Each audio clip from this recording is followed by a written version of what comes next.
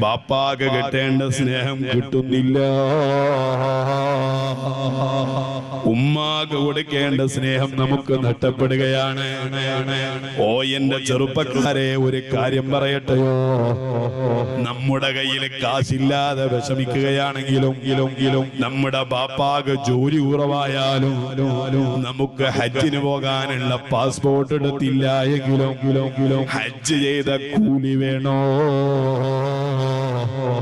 എന്നാൽ അതിനുള്ള ഒരു പരിഹാരമാണ് ബാപ്പാന്റെ മുഖത്തേക്ക്, ഉമ്മായിയുടെ മുഖത്തേക്ക് സ്നേഹത്തോടുകൂടെ ഒന്ന് നോക്കൽ. ബാപ്പാന്റെ മുഖത്ത് നോക്കുമ്പോൾ റബ്ബിന്റെ പൊരുത്തത്തിന് വേണ്ടിയാണോ?